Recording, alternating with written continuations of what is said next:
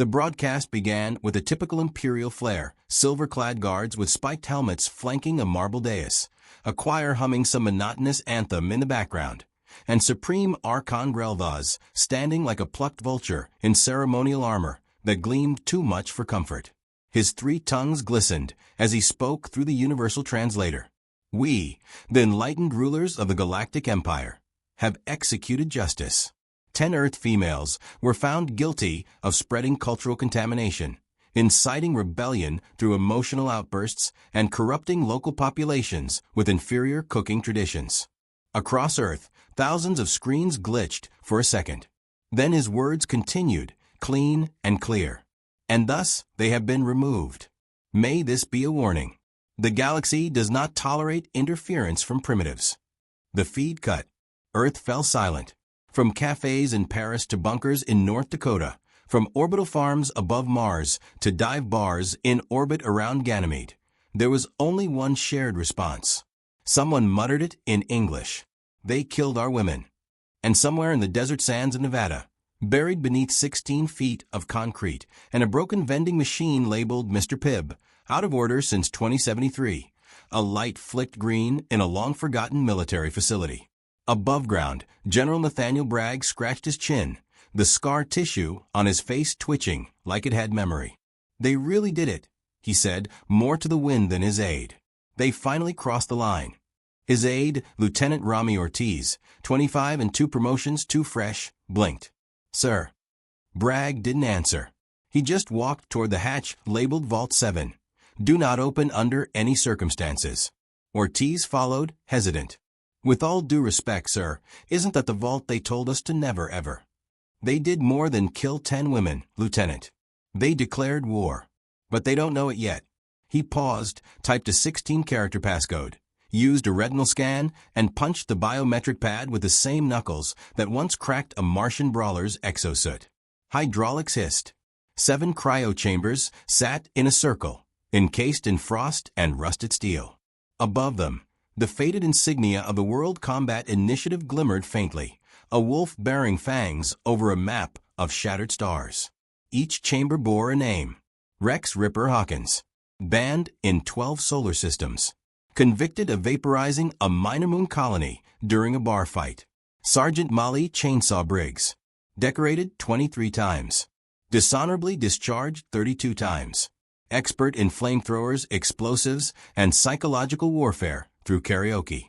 Private Jimmy No Pants Delgado, once held an enemy general hostage for 2 weeks by telling them increasingly disturbing knock-knock jokes. Also never wore pants. Ever. There were 4 more, equally unstable, equally dangerous.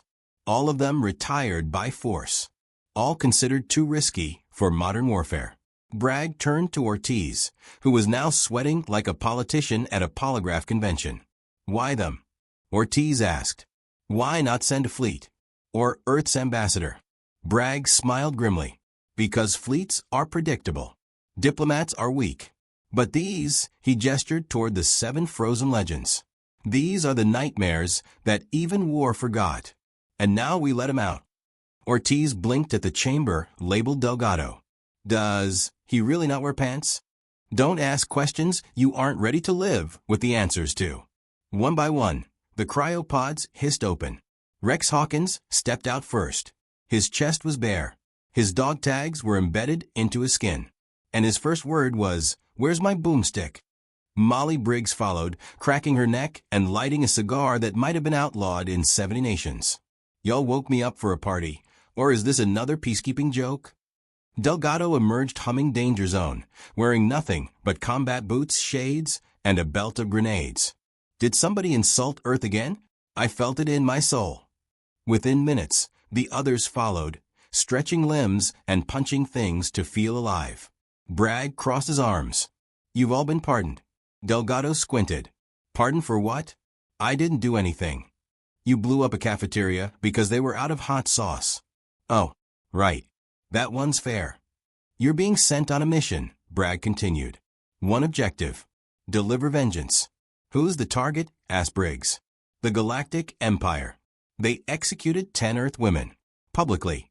Silence. Even Delgado stopped humming. Rex cracked his knuckles. They picked the wrong planet.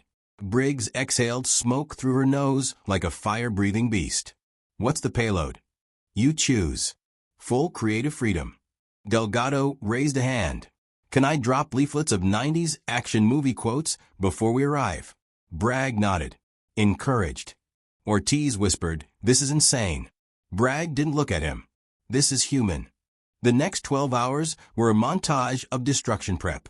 Briggs arm wrestled an AI into submission for control of the weapons bay. Delgado snuck a boombox into the launch bay and rigged it to play Eye of the Tiger at maximum volume every time the ship engaged warp. Rex tested warheads by throwing them at walls to hear their feelings. In orbit, their dropship, the USS Righteous Indignation, blasted off. A massive, rusted relic from Earth's Cold War days. It looked like someone had merged a B-52 bomber with a flaming Camaro. As it cleared Earth's atmosphere, it broadcast its first transmission across the quadrant. Dear Galactic Empire, Briggs' voice came through, smooth and lethal. You hurt our women. Now we're sending the ones we don't love anymore. Guess what happens if you make us mad? Silence followed. Then Delgado's voice. P.S. We're bringing mixtapes. On the bridge of a Zarn-class patrol ship orbiting the neutral moon of Ilex 9, a bored alien officer named Krex still was half asleep when the alert triggered. An unauthorized vessel was approaching at high velocity, playing some bizarre rhythmic chant. Krex still activated the feed. The music thundered. Highway to the danger zone. He blinked. What is that? The scanner read one word. Humans. The ship had no shields, no cloaking, no elegance. It was flying straight at them, while someone on board painted a mural of an eagle drop-kicking an alien over Earth. The officer turned to his commander. Sir, do we fire? The commander, who had once seen the footage of Delgado's no-pants standoff on Threxia, turned pale. No, we pray. Back on Earth, Ortiz sat alone, rewatching the Galactic execution feed. He paused on the faces of the 10 Earth women. Journalists, scientists, teachers. 2 were pregnant. 1 was a kid's birthday party planner. They never stood a chance, he whispered. And far away, hurtling through space on a warship that belched fire and played 80s rock, 7 human monsters prepared for vengeance, not out of duty, but because someone dared to cross the line. And humans? Humans were real weird about lines. Especially the kind you don't get to cross back over. The galaxy hadn't seen war in decades. It was about to remember what war looked like, and more importantly, what it sounded like. The mixtape changed. Rex grinned as Back in Black kicked in. Oh yeah, he said. We're back. The planet Tarsalon 4 was proud of its perfection. Marble white towers pierced the sapphire skies, every rooftop lined with solar wings that followed the twin suns like synchronized dancers. It was the Empire's jewel, cultural, administrative, and sanctimoniously smug.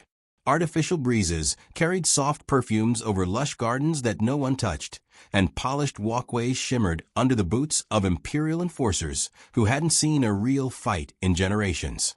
The Empire called it the future. So, when the sky screamed open and the USS Righteous Indignation tore through the atmosphere playing Back in Black at gut-punching volume, there was confusion before there was panic. Then fire. Then screaming. The ship didn't land so much as punch the planet in the face. It cratered into the plaza of Galactic Harmony, demolishing 3 statues, a peace fountain, and what remained of local optimism. Alarms wailed across the capital. But no one knew what protocol applied when your attackers were playing Earth rock anthems while actively fist-fighting gravity. The ramp slammed down with an echo that bounced off the towers like a war drum. Rex Ripper, Hawkins, was the first off the ship, shoulders gleaming with dust and old blood, a grin painted across his face like war paint. He stepped into a stunned crowd of alien onlookers, most of whom hadn't even fled yet. He held up a sign in poorly drawn Galactic Standard. It read, "We brought fireworks." Then he pulled the trigger on his shoulder cannon. Glass towers exploded like fragile dreams.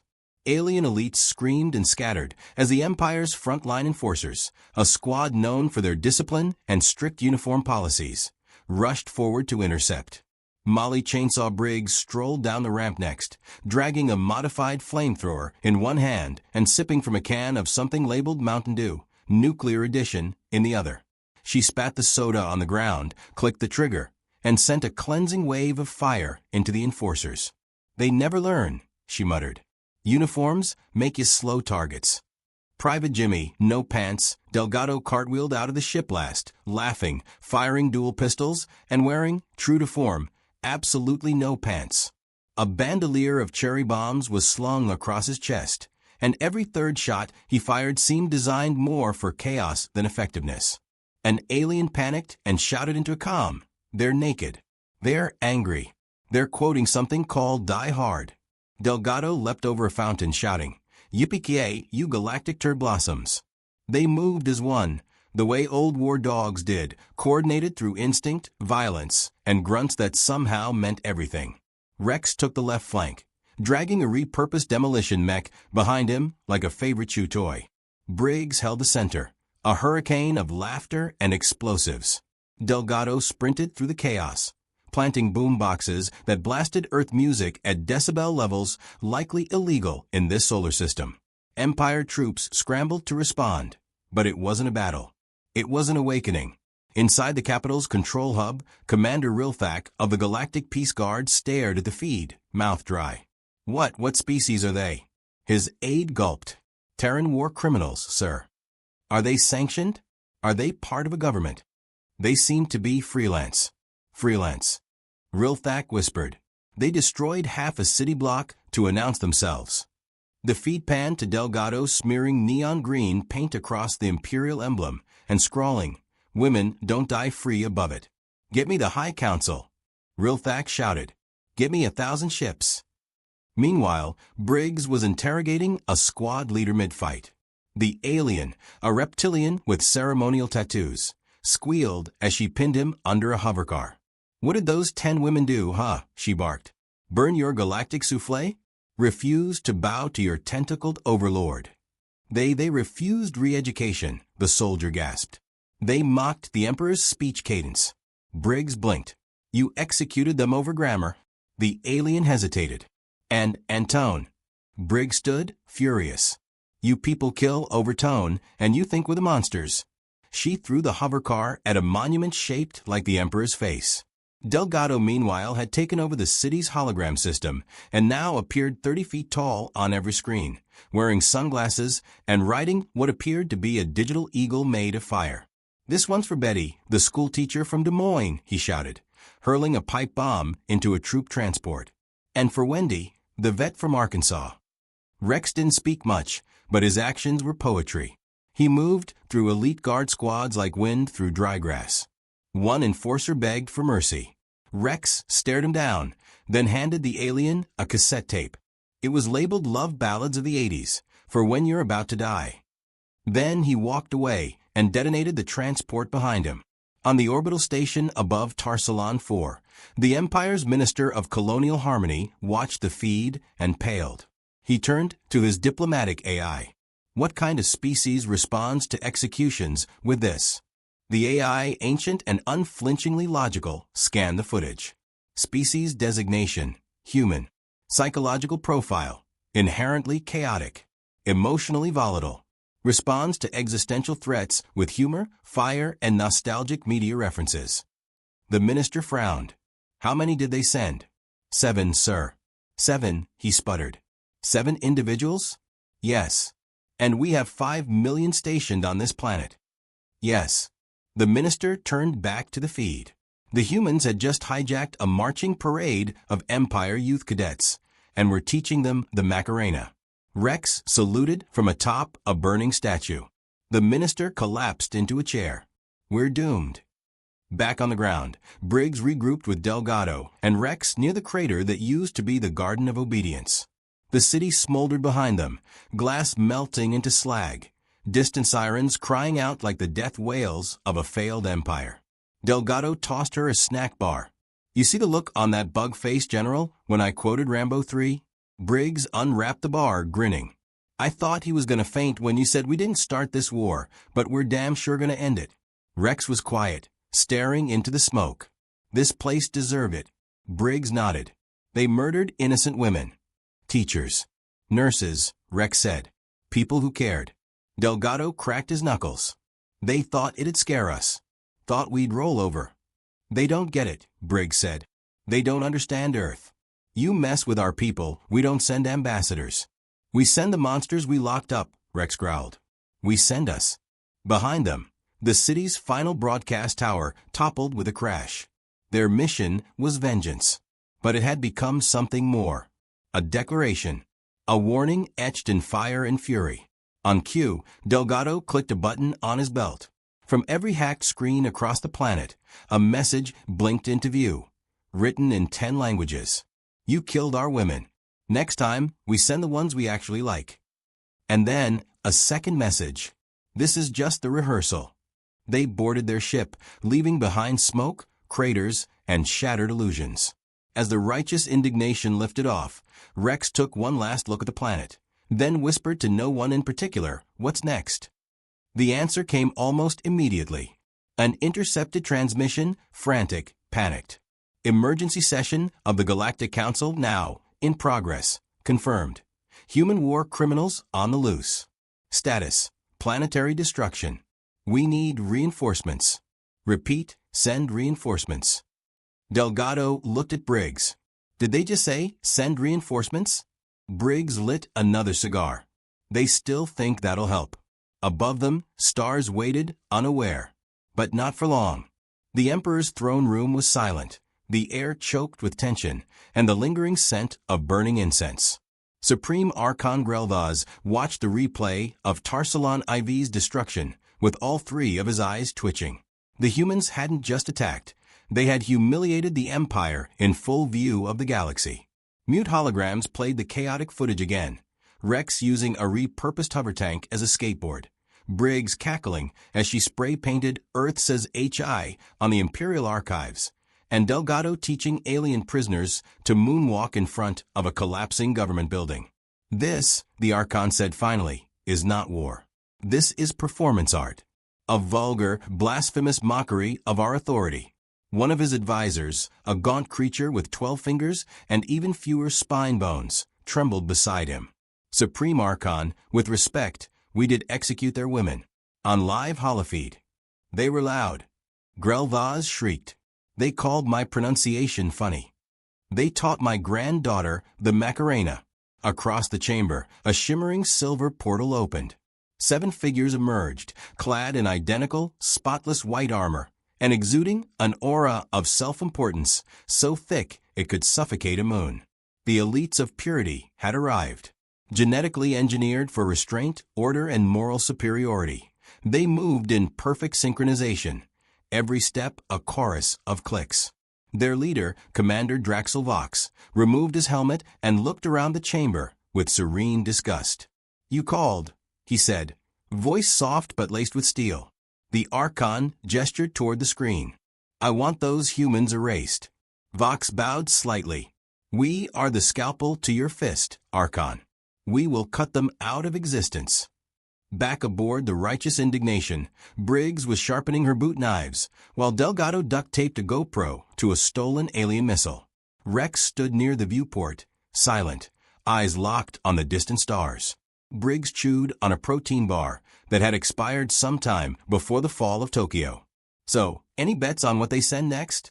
"Whole fleet. Planet Buster? Imperial Therapist?" "They're sending someone smug," Rex said. "I can smell it." Delgado snorted. "They think this is a fight. It's not. It's revenge jazz. Improvised vengeance in 4 acts." A sudden jolt rocked the ship. Warning klaxon screamed. Shields flickered. "Contact," the AI said in a bored voice. "Multiple hostiles approaching. Elegant armor. Matching capes. Ugh." The elites descended like a precision strike, their formation flawless.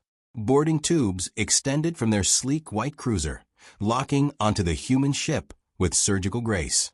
Inside, the atmosphere grew thick with formality and judgment. Commander Vox led the charge, flanked by his squad of self-cleaning zealots. "This is a courtesy warning," Vox announced upon entry. "You are in violation of multiple intergalactic decorum laws. Surrender now, and we may grant leniency. Briggs fired a plasma round into his shoulder. The bolt bounced harmlessly off his armor, dissipating in a shower of sparks. Vox didn't flinch. "Rude," he said, and snapped his fingers. The room erupted into a ballet of chaos. The elites moved in unison, every strike rehearsed, every step mathematical. Rex blocked a flurry of attacks with a refrigerator door, then used it to crush two of them into the wall. Briggs hurled herself into a spin kick that sent another flying into a console. Delgado naturally vanished. He reappeared behind one elite with a megaphone. "Your culture lacks seasoning," he screamed, then dropped a flashbang labeled Humor Grenade. It detonated with a burst of slapstick sound effects, slide whistles, fart noises, canned laughter. The elite squad staggered, dazed. One of them groaned. What is Three Stooges combat style?" Commander Vox recovered quickly. "You are an affront to civility," he said, raising a blade that hummed with nanoscopic precision. "And you will be purged." Rex caught the blade mid-swing with his bare hand. Blood trickled down his palm, but he smiled. "I'm not civil," he growled. "I'm human." Then he headbutt Vox, so hard the lights flickered across 4 decks. The elites were overwhelmed. Their tactics, elegant and calculated, failed in the face of irrationality, rage, and outdated wrestling moves. Delgado pulled one into a closet and emerged alone, brushing glitter off his chest. He surrendered. Spiritually.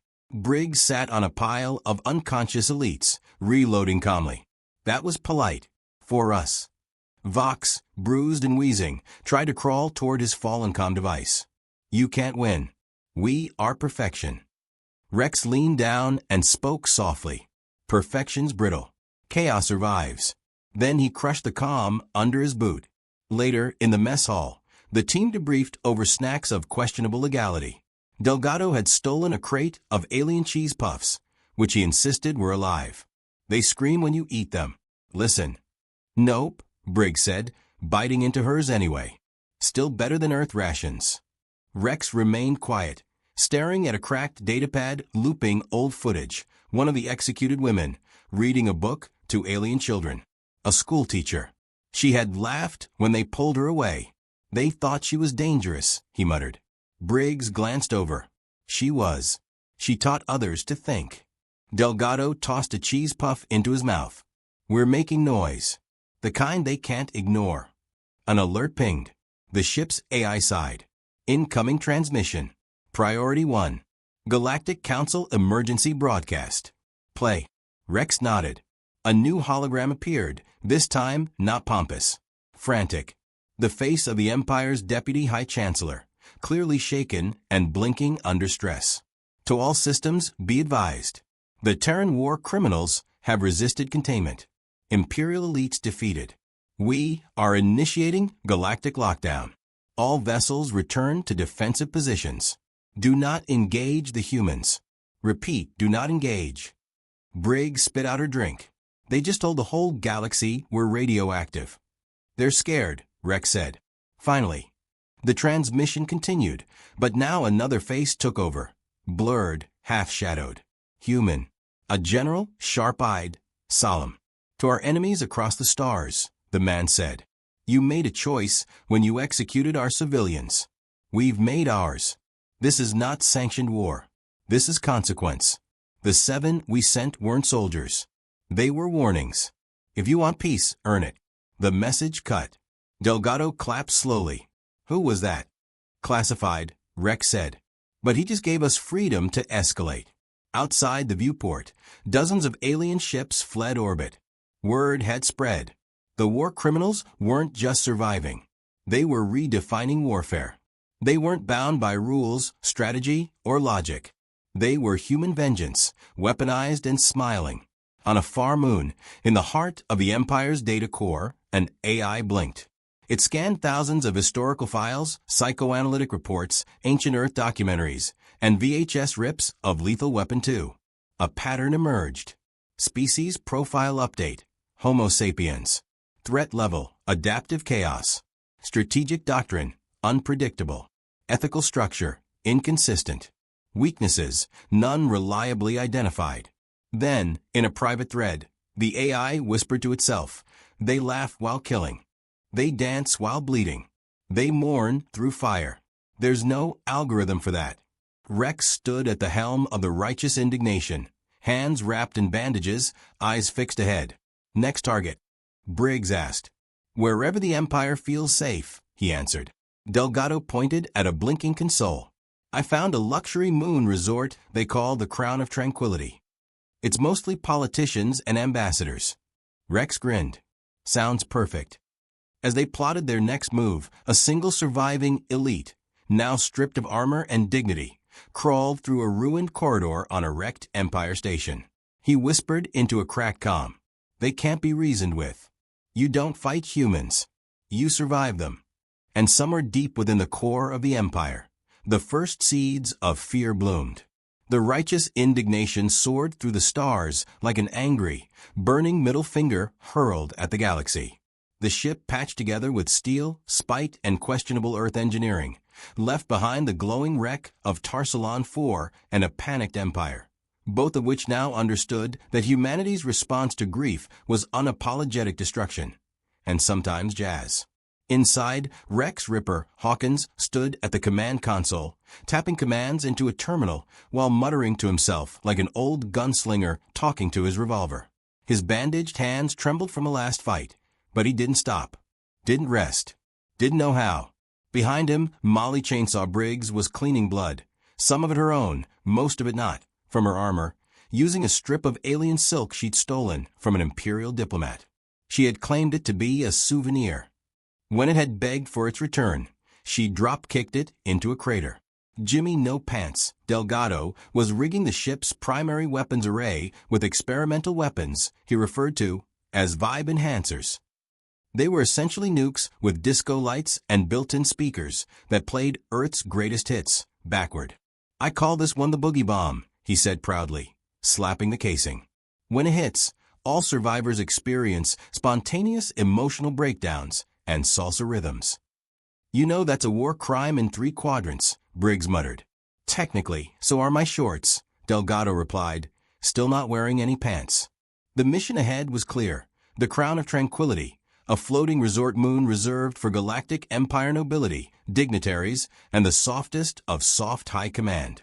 It orbited a starless sector, hidden from most maps, guarded by the largest peacekeeping fleet ever assembled. Its luxury towers were plated in platinum, its defense systems automated and brutal. The guests didn't fear war, because war wasn't allowed there. But Earth hadn't signed that agreement. From orbit, the moon looked serene. Gentle lights blinked across its surface. Transparent domes shielded pleasure gardens. Holograms of smiling emperors floated through the clouds, whispering about unity and bliss. The ship's AI, a sarcastic model known simply as Frank, blinked to life. "You are now entering restricted Imperial airspace. You will be greeted by..." "Oh, they're already panicking." "Broadcast the usual," Briggs said, strapping in. Rex nodded. Frank's voice took on a polite tone. "Attention, Empire lapdogs. This is Earth's retired Hospitality Committee. We've come to ensure your comfort is dramatically redefined. Please evacuate. Or don't. We're flexible." Delgado mashed the music button. The opening riff of Sabotage by the Beastie Boys blasted across all frequencies. Then silence, until a frantic voice crackled through. "We surrender.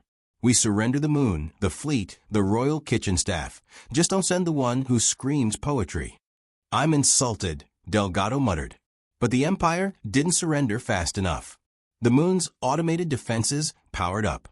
Thousands of defense satellites rotated toward the righteous indignation, every barrel humming, targeting arrays glowing. Planetary shields ignited like a cage of lightning around the resort. Rex growled, "Briggs, open with everything." She cracked her neck and keyed in the launch sequence. The first barrage wasn't subtle. Dozens of missiles, some ancient, some homemade, all unpredictable, screamed through space. The planetary shield absorbed half before flickering, just a stutter, barely a hiccup, but it was enough. Rex launched the second volley. Inside the command dome, The Empire's most powerful and pompous officials gathered in horror, wine glasses shaking in their claws and tentacles. "This is impossible," one wheezed. "They're just 7 humans." "They destroyed an elite squad," another snapped. "They killed the governor by dropping a statue on him shaped like a cheeseburger." "They taught my son how to high-five," hissed the Minister of Moral Hygiene. "He won't stop." On the moon's surface, the humans landed. The ship's ramp lowered. Rex stepped out first, armor smoking, holding a gravity hammer scavenged from a demolished dreadnought. Delgado followed, dual-wielding sawed-off plasma rifles, and chewing on something crunchy and possibly alive. Briggs rolled her neck and walked with the kind of swagger only reserved for the clinically fearless. No speeches. No threats. They just walked. The first wave of automated defense drones swarmed in. Delgado broke into dance while shooting, spinning with wild grace, painting the air with streaks of fire. "This one's for Marissa," he yelled. "She was a baker, you bastards." Rex took the front lines. Each swing of his hammer cratered the ground, shattered walls, ripped through synthetics like butter. "They thought we were done," he snarled. "We're just getting started." Briggs targeted the luxury towers, aiming her shoulder cannons at the spires. "This one's for the girl who taught math to aliens," she whispered, then fired. The spires collapsed into smoking ruins. One by one, the Empire's officials tried to flee. They didn't get far. The humans weren't targeting infrastructure. They were dismantling an ideology. They moved like myth, leaving behind ruin and clarity. Every building torched was one built on oppression. Every guard killed had followed orders to execute the innocent. And every step forward was paid in fear. As they reached the central plaza, the last line of Imperial resistance appeared. Dozens of genetically augmented supersoldiers in gold armor, their DNA engineered for loyalty and pain tolerance. Rex spat. "Gold? Seriously?" The supersoldiers opened fire. Delgado rolled behind a food stand, which he immediately commandeered. "Cover me. I'm making nachos." Briggs dove left, firing incendiaries into their ranks, creating a wall of flame and panic. "I hate uniforms," she shouted. "They make you so easy to spot." Rex charged. Bullets pinged off his armor. Blood dripped down his temple. He didn't care. He drove his hammer into the ground, unleashing a shockwave that cracked the pavement and sent half the super soldiers flying. From the wreckage of a down tower, Delgado re-emerged, dual-wielding flamethrowers now. "Nachos are done," he announced, torching the last wave with a scream of joy. When the smoke cleared, silence returned. In the center of the plaza, the last Imperial, an ancient noble wrapped in silk, crawling for his dropped crown, looked up at them in terror. "What do you want?" he whispered. "What more could you take?" Briggs stepped forward and looked down at him. "You killed 10 Earth women because they wouldn't kneel. We're here to make sure no one else ever tries that again." Delgado kicked the crown into a fountain. Behind them, a crowd of enslaved alien workers emerged from the shadows. They'd seen it all. The fire, the chaos, and the freedom. One step forward. A child. Green-skinned, eyes wide, holding a torn Earth flag someone had dropped during the fight. Rex knelt to her level. "What's your name?" he asked. She hesitated. "Callie." He looked into her eyes. "Callie, the Empire's done. And when they ask who brought it down, you tell them." She nodded. Humans did. That was the end. Not of the war, but of the illusion. The righteous indignation lifted off hours later, leaving behind the ruins of the galaxy's most untouchable symbol. The news spread faster than any fleet could fly. Systems once loyal to the Empire erupted in celebration. Uprisings flared on 300 planets. In bars across the stars, people toasted Earth. Posters of the 7 appeared in hidden alleyways, graffitied with phrases like "Justice wears leather," and "No one's free till everyone's free." Back aboard the ship, Delgado curled into a hammock, eating leftover nachos with a glow stick in his mouth. Briggs sat cross-legged, cleaning her gear, her expression distant but satisfied. "We actually did it." "We're not done," Rex said from the helm. His hands hovered over a galaxy map, its red-dotted trails showing old scars, dead empires, and living resistance. There's still more, he murmured. The others nodded. In the silent hum of the ship, the AI Frank flickered to life. New transmission intercepted. Someone called Earth Women Unremarkable. From Cluster Zeta 9. Briggs's eyes narrowed. Delgado groaned with delight. I love cosmic ignorance. Rex stood slowly, adjusting the cracked armor on his shoulder. Set a course, he said, and crank the speakers. Frank sighed. Already queuing up, welcome to the jungle. Outside, the stars burned brighter. Not from war, but from hope. Because now the galaxy knew a simple truth. You never attack Earth's women. And if you do, you'd better pray they don't send the ones they don't even like.